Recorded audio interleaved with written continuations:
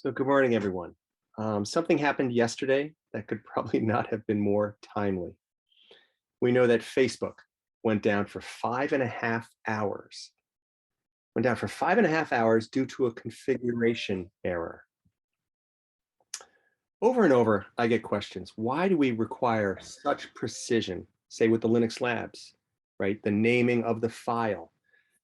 The lab, of course, has to be 100% correct, even down to getting assistance, where students have to provide, of course, screenshots, the exercise they're on, but also screenshots of all directories and files that are involved. So if you're creating a link to, say, some file that's down 2 levels in a directory structure, we need a listing of, and whatever's in that file, of that file down 2 levels in the directory structure. We have to be precise. We need this exacting level or attention to detail. Because again, yesterday, Facebook went down for 5.5 hours because of a configuration error. So this discipline requires just a discrete and exacting attention to detail. And that's what I hope to, that's one of my goals is to provide students with, is once you understand this, you don't miss things. And again, I recognize that no one has taught today's students to read with this level of detail. We're taught to scan, that's what we do these days, where that's the opposite of what's required in computer science. So here we go, lecture module 5, system software. By the way, one more note on the Linux labs. Those of you who are through, there are a few people who are still have not gotten through Linux Lab 4. If you're through Linux Lab 4, treat it as kind of a really good benchmark. If you're through Linux Lab 4, the next Linux labs actually get easier. And then it gets a little more complex again when we get into virtualization. So, but if you're through Linux Lab 4 on time, well done. So kind of pat yourself on the back there. Let's take a look first at the big picture before we jump into the operating system. So we have the system itself, the comprehensive system. And of course, we can distinguish between hardware and software, right? Physical resources and software or virtual resources. When I look at software, I can further classify them as either application software or system software. And when we look at system software, we can further classify it as the proper operating system and then kind of support utilities, system software utilities. Okay, we know what the kernel is. We're familiar with that term, which is the really critical part of the operating system that's in memory. We also refer to it as the memory resident portion of the operating system. So let's see, getting down. We know, so I'm just reviewing here, the basic model of computation, input, processing, and output. And it's the operating system that manages this entire process. What the operating system is, it's the intermediary software that performs abstraction. Essentially, it's that intermediary level, right, that it interacts with the hardware and then provides to the user something that's more abstract, more general. Recall the definition of abstraction is we generalize away the details. I gave the example of a car. When you're driving down the road, no one's thinking about the timing of the engine. All we're really thinking about is the interface, the steering wheel, the brakes, right, the gas pedal, the directionals, etc. Similarly, with a computer, I'm running some programs. Of course, they're processes when I run them as executables, but I'm not thinking about where they are in memory. We're all running Zoom. Nobody is probably aware of where Zoom is actually located in the memory of their computer. We don't need to deal with that level of detail, at least for what we're doing here. So the operating system is the intermediary software, facilitates the use of the computer's resources. And again, there are 2 types of resources, right? There's the hardware, the physical resources, and the software, the virtual resources. And when I say virtual resource, a file, right? What is it? it's a flat stream of zeros and ones. Okay, an internet connection. Okay, again, down at the architecture level, it's just zeros and ones. We understand, of course, we covered the fetch execution cycle simulation. Recall there are three distinct computer interfaces. Physical interfaces, right? Like a port on the computer, a USB port. I put a USB storage device, solid state device in there. I have software interfaces. Those of you who have completed Linux Lab 4 have programmed a software interface, used a pipe. You piped the output from one command into the input of another.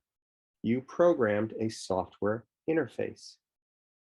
And then lastly, we have the human-computer interface. The human-computer interface, of course, I have a laptop on my lap here. So I have a keyboard and I have a monitor, okay, my HCI, my human-computer interface. When we look at operating systems, there is no one single best design. We're always going to have a trade-off in operating system design between efficiency and convenience or ease of use. Okay, efficiency. Well, if I have a graphical user interface, like I do on this machine here, I'm running a Mac, of course, that graphical user interface, the processing has to be in memory, which means there's less memory for other tasks, number crunching, whatever, okay?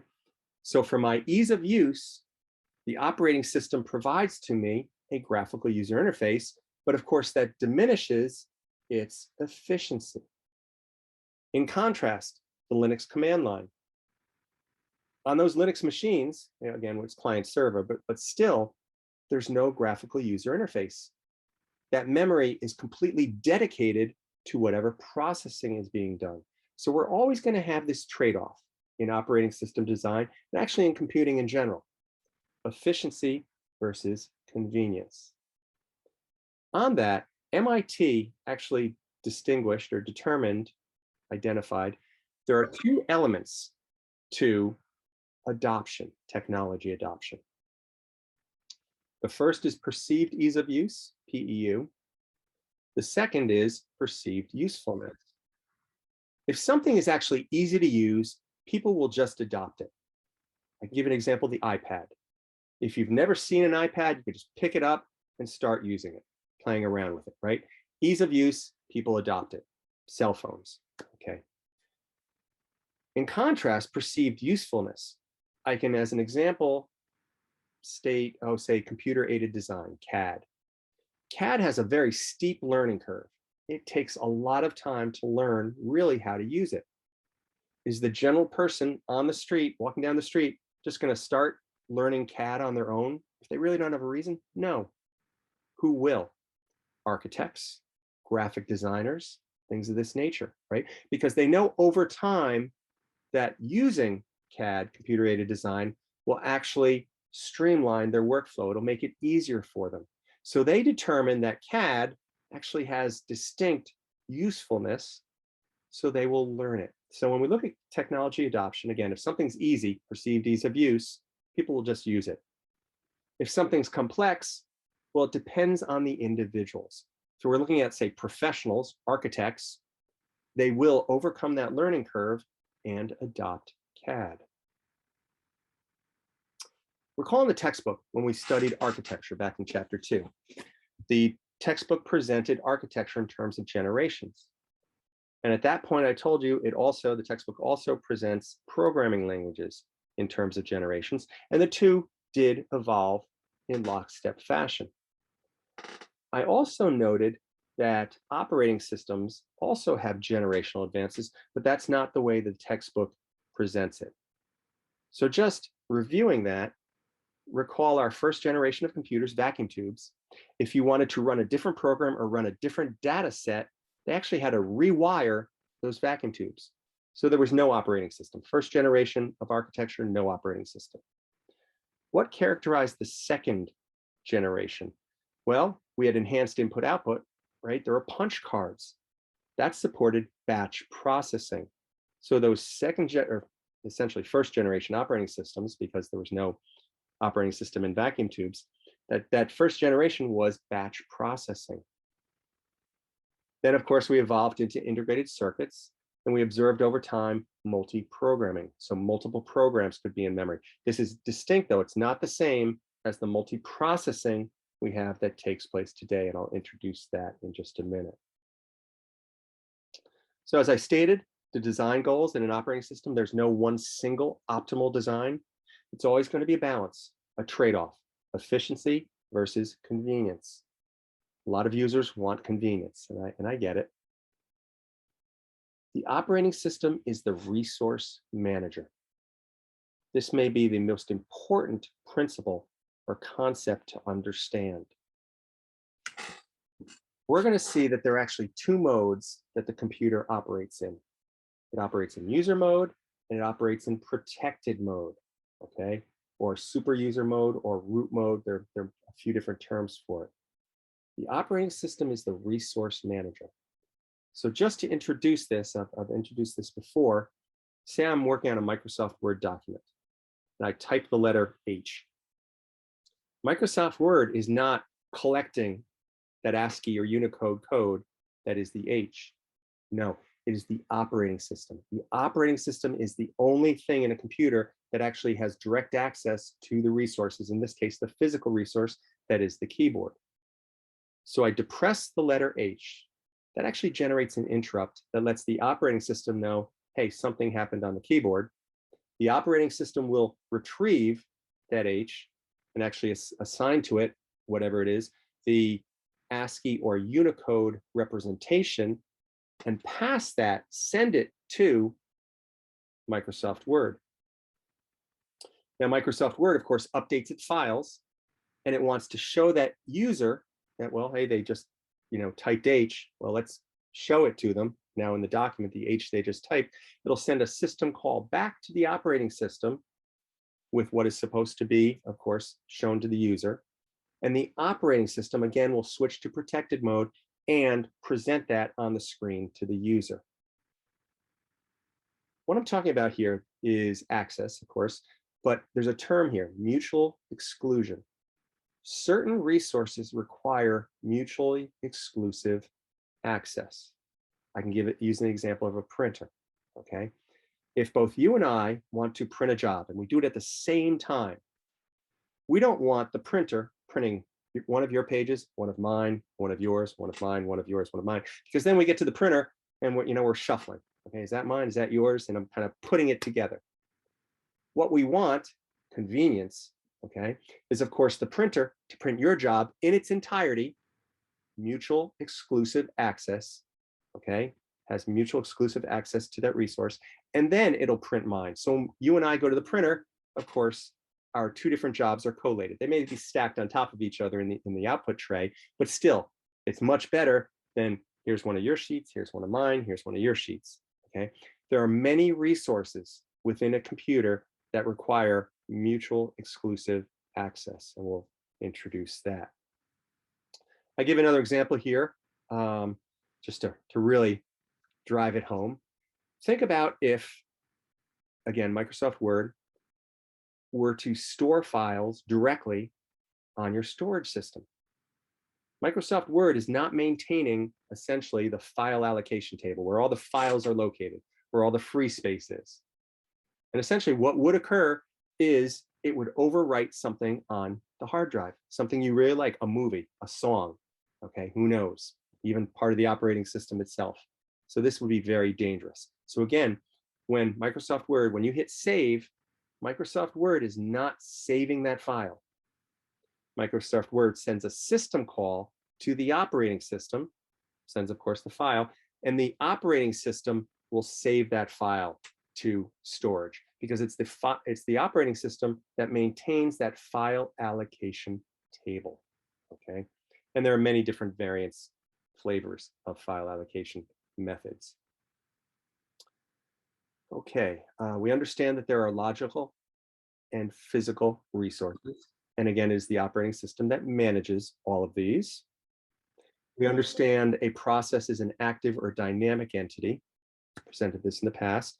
All processing takes place in memory. We know that.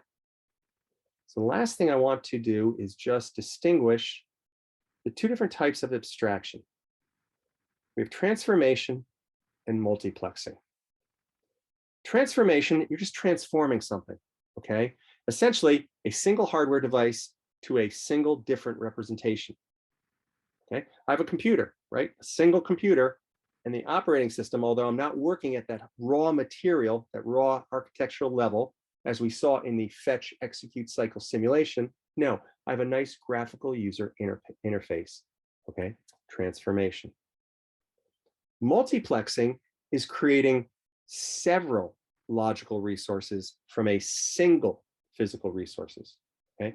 Transformation is essentially one-to-one. Multiplexing is one-to-many. Think about your hard drive. We have a single physical hard drive, but I have many logical files stored on it.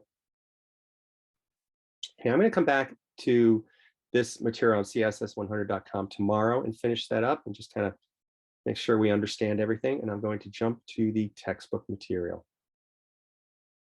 Okay, so I added this slide because it's important to understand what we're looking at. Okay, kind of the big picture, and then we'll go down and we'll look at the discrete elements of the operating system. So of course we have the computer hardware, we have the system software, which is the intermediary software.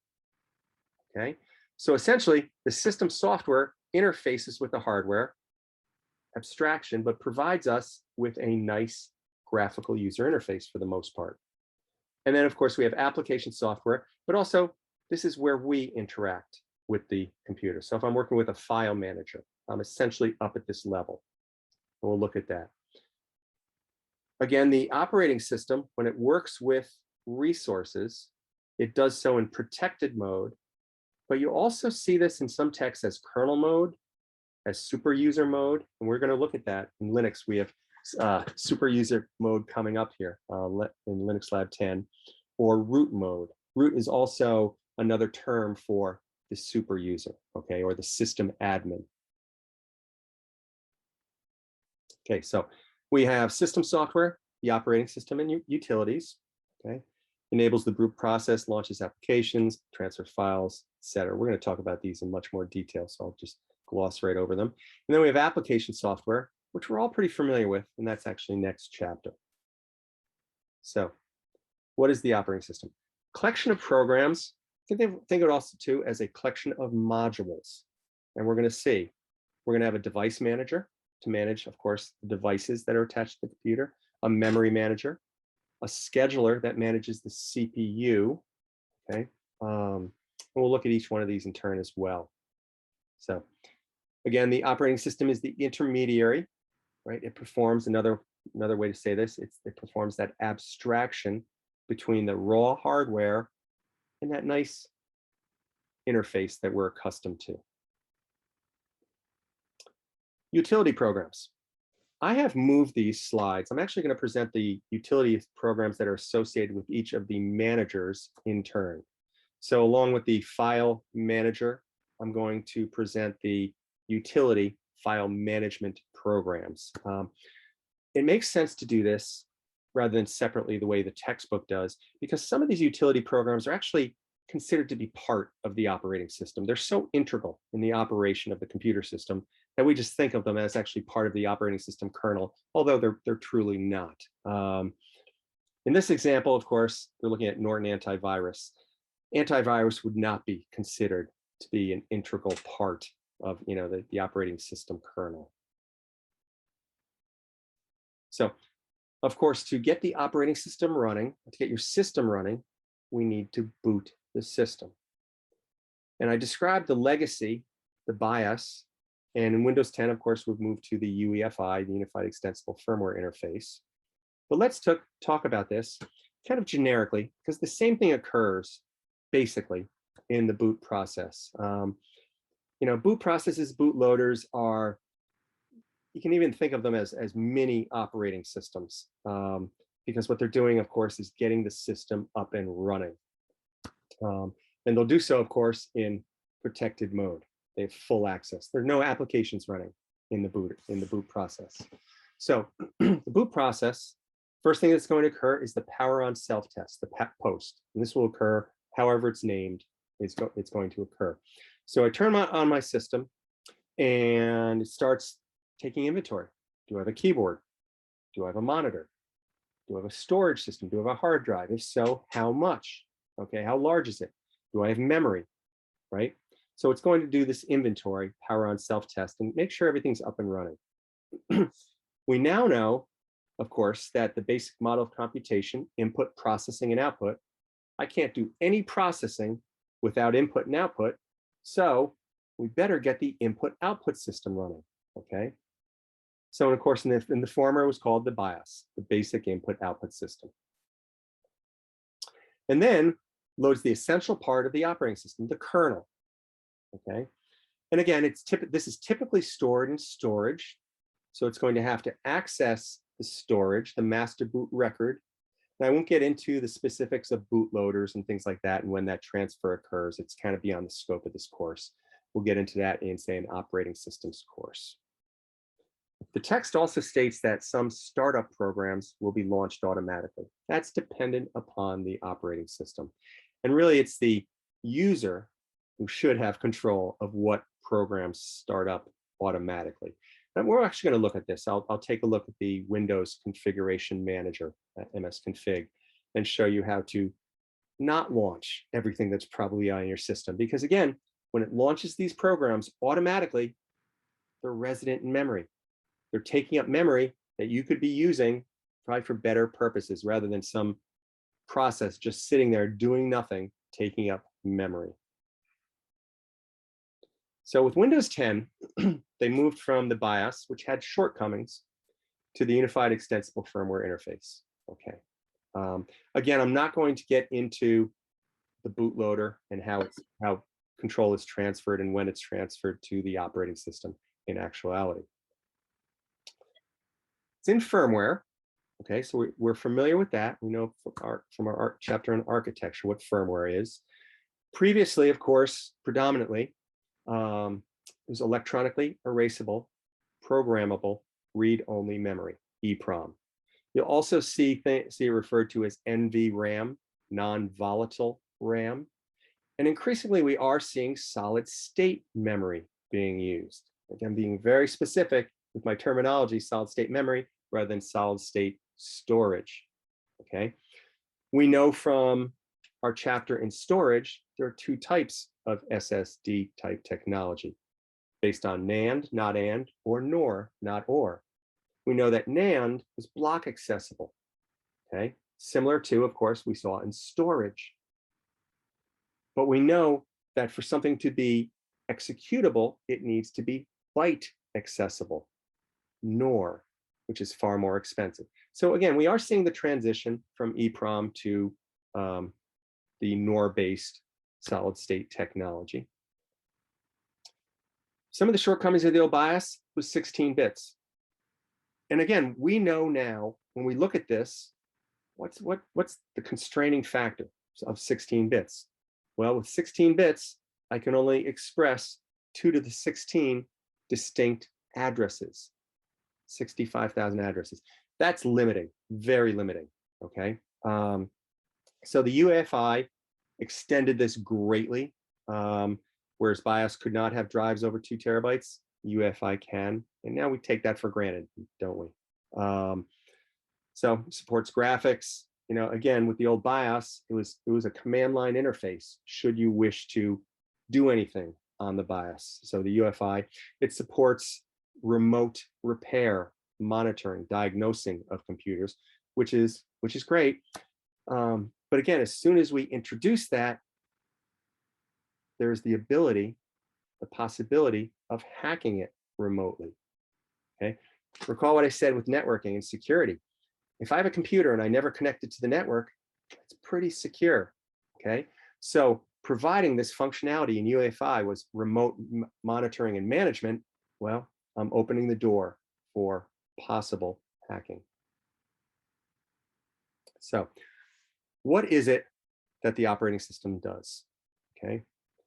Has to manage devices, memory, files, the CPU, must provide for security, and must provide for networks or networking. So you'll see in an operating systems course, these separate modules. Recall what the operating system is. It's a set of programs, okay? And I won't get into the distinction between, a monolithic kernel and that Linux is and what Windows uses. But essentially, we are going to have every operating system will have managers for the device, the memory manager, the file manager, the CPU manager, which is known as the scheduler, okay? So it's actually not called the CPU manager, it's called the scheduler. And then, of course, we must provide mechanisms for security management and network management. So let's take a look at each one of these in turn. So, device managers. First, we must configure the devices so they operate properly, okay? And this is going to require something. This is going to require device drivers. Device drivers are yet another intermediary layer between the operating system and the peripheral. And there are many reasons why we need this. Okay? First, heterogeneity. We have a heterogeneous environment, right? We have many different types of printers, many different types of hard drives, many different types of keyboards, okay? And each one may operate a little bit differently, but we must ensure that the same interface is provided to the operating system. So the manufacturers will create device drivers that'll interface between whatever unit they have and the way the mechanism, the interface that the operating system expects. This is very important, okay? To some extent, it future-proofs an operating system. If you think about it, when an operating system comes out, do we have any idea what devices may be available 3 years from now? No. So there's no way we can actually incorporate that code in the operating system. We have to have some other mechanism. So when some new device comes out, the manufacturer will provide a device driver so that the operating system can interface with that new device. Okay, great. But let's look at what actually does occur, okay? Many of these manufacturers understand time to market being first can be everything. So they, of course, are working on their R&D on the product. And quite often, kind of as an afterthought, because they want the product, they're focusing on the product, the afterthought is the device driver, because they just want to get it out there. And in that first iteration of the device driver, there may be security vulnerabilities. The onus is on the user to update their device drivers, and you should. So whatever system you're running, if you can go out and update your device drivers, I recommend you do so. Because again, when device drivers first come out, quite often they have vulnerabilities. And with each successive iteration of the device driver, they're likely the manufacturer is enhancing security and maybe fixing some other functionality. Okay. Memory management. Okay. Again, when we're computing, we're not really thinking about memory management. I don't know where my individual processes are in memory. But think about this. Microsoft Office. Microsoft Office takes what, how many, 20, 25, 28 gigabytes on my hard drive? How do I run a program that's so large, 28 gigabytes, which has to be in memory when I process it, say I only have 8 gigabytes of RAM? How do I run something that's 28 gigabytes on my hard drive in 8 gigabytes of RAM? And let's recognize the full 8 gigabytes is not available.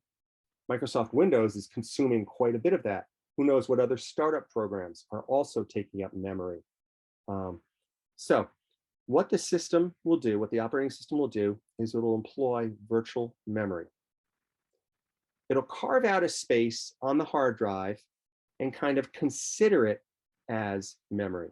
And I'll use this term improperly because there actually is swapping, but it'll swap the portions that it needs in, and to make space, of course, if it swaps something in, it needs to free up space, swap it out. It's not actually called, I'm not correctly, it's actually paging. but swapping kind of communicates what is occurring better than if I were to say it pages it in and pages it out. Okay. Buffering and spooling. Okay, so we have these peripherals and we want to send them information, say an internet connection, right? Uploading a file. I don't want the CPU waiting around and assisting this process, managing this process, okay? Or performing the computations is a better way to say it. What the system will do is create in RAM a space that can be accessed by the peripheral. So what I'm talking about here is direct memory access, in contrast to programmed I/O, which would require CPU involvement. So a buffer is an area in RAM that holds data waiting to be used by the computer, some peripheral. We can distinguish between buffering and spooling. Quite often you'll hear of a print spooler. These two are almost linked together. The difference between buffering and spooling, buffering is essentially a computer to one device, where spooling, of course, you could send a print job, I could send a print job. Spooling will have two separate processes accessing this one resource. Okay, so that's device management. File management. File management is probably the most conspicuous portion of the operating system because we deal with files. You know, the general user could care less about CPU time slices, could care less about where the processes are actually located in memory. Are they location 10,000, 20,000? Who cares? File management, we care about our files, our songs, our documents, our movies. Okay. So I've introduced before, and we're going to take a look at this in the next slide, namespaces. Within a single container, what I'm talking about is directories or folders. All identifiers, right, file names, directory names, must be unique. An operating system may or may not associate extensions with the applications. Okay, it's a great convenience function, right? I can double click on a Microsoft, .docx file. Of course, Microsoft Word will be launched and the program will be loaded, or excuse me, the data, that file will be loaded into Microsoft Word. But of course, if the operating system is providing this convenience, it's going to be increased complexity. Again, all processing takes place in memory. So this component also is going to be in memory, the association between extensions and applications. So we're again going to have less memory for other tasks. Okay, so the file manager keeps track of where the stored files are, also keeps track of where the free space is. I have something here. Don't use my documents, okay? And this is just my advice. Think about this. By default, where does Windows store everything, right? If you don't choose and select something different, by default, Windows will largely put your documents into My Documents. Think about hacking. If people are collecting data, harvesting, bots or whatever, they're writing code, they're writing scripts. And we know from Linux, the names must be completely exact, right?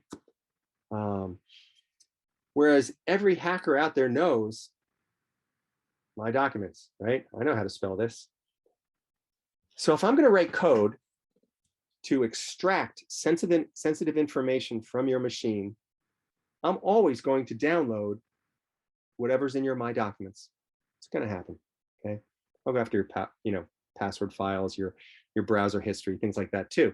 And of course, I'd never do this. I'm just speaking as if I were a hacker. To give you an analogy, consider if every house in this country had a closet right inside their front door to the right. I mean, explicit instructions. And they kept all of their valuables there. Think about how easy it would be for thieves. Break down the front door, turn right, closet, says valuables up at the top there, empty it, okay? This is essentially, yeah, it's very convenient what Microsoft has done, but of course, it's also made it easier for hackers. So my recommendation is make your own file, name it something. You know, it can, well, naming is of course your choice. But I don't recommend, just as an added safety measure, to use by default my documents. Okay, so we saw this previously back in storage 2 chapters ago, graphical file depictions. Of course, this is the Linux file system, the hierarchy.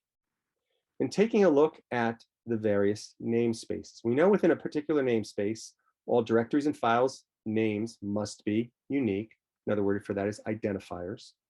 So I know at this level, I could not create another etc, right? Because that would be ambiguity.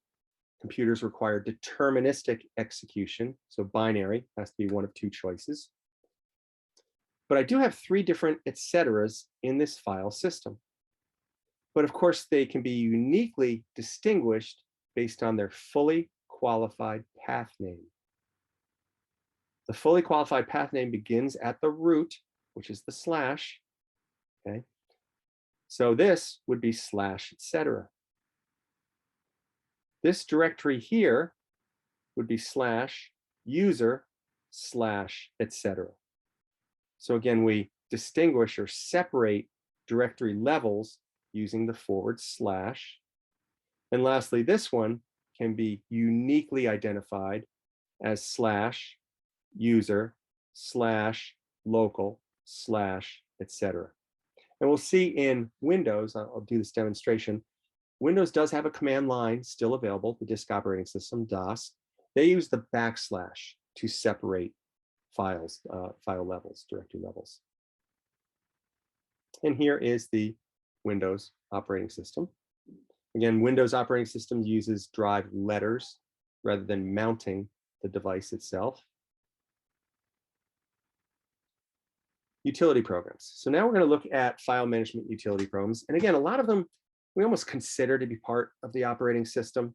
They're not, but they're so intrinsic to what we do in our computing that we think of them this way. So file management, Windows Explorer, right? Allows us to look for files, allows us to copy, move them, delete them, things of this nature.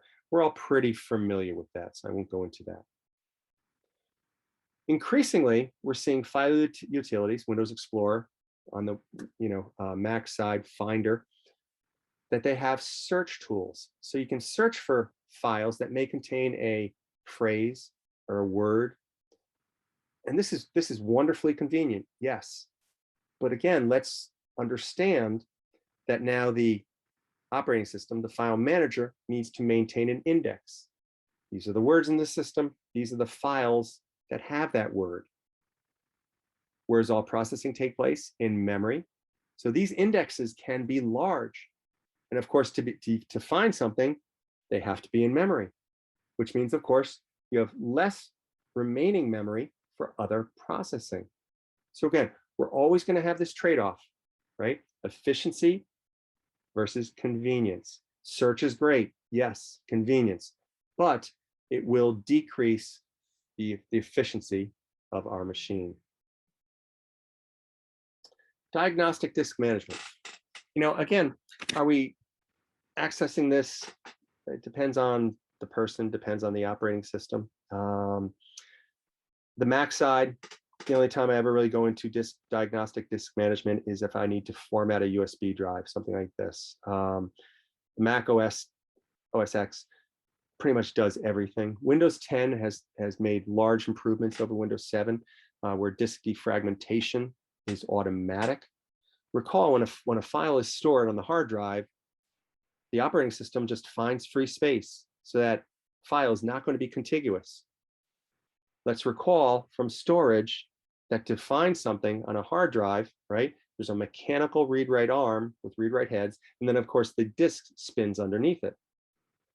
So we will get performance improvements if we defragment a disk, which means put the disks, make the program data, whatever, on adjacent tracks, right? So the read arm head doesn't have to move far, and of course use the entire track so that when I read it, I can read it directly, whatever I don't need, whatever's following it, right into that disk buffer.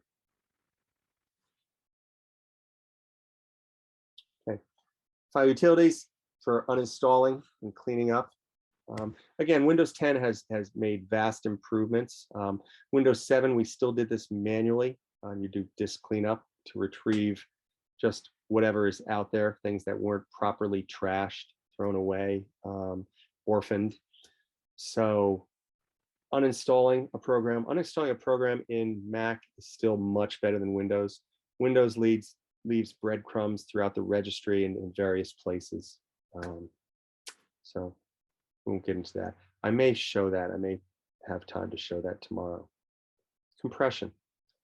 Well, of course, if we have not enough storage space, we're constrained on storage space, we can compress programs or data to use that space more efficiently.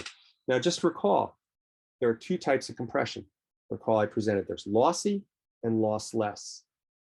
Lossy compression is appropriate. We can use it for in areas where human perception is involved in MP3, right? MP3, I may not even notice the difference. It's a much smaller size than the original .wav file, but I may not even notice the difference if it's done at the right resolution. Video is intrinsically lossy, right? We're only capturing 24 frames per second, and that's enough to fool our eyes. But if some event occurs between one of those 24 frames per second, we'll never even catch that it occurred. But again, it'd be fleeting, it'd be too quick for eyes to even see. So lossy compression is appropriate to use when human perception is involved. If we're ever using data, we need to use lossless compression. So when I talk about file compression programs, they're lossless. And we actually have this in a Linux lab coming up in some of the things that we're going to be doing. Backup and recovery. We covered this in storage. And again, when we were talking about storage, I mentioned it's impossible to talk about storage without talking about the operating system. Much like in the chapter on architecture, it's very difficult just to talk about architecture without also introducing some operating systems concepts. So I'm not going to cover this again, but recall I did provide the full or the distinction between the three different backup mechanisms. I'm going to stop here and pick it up tomorrow with the scheduler. So that's all I have for today. See everyone tomorrow.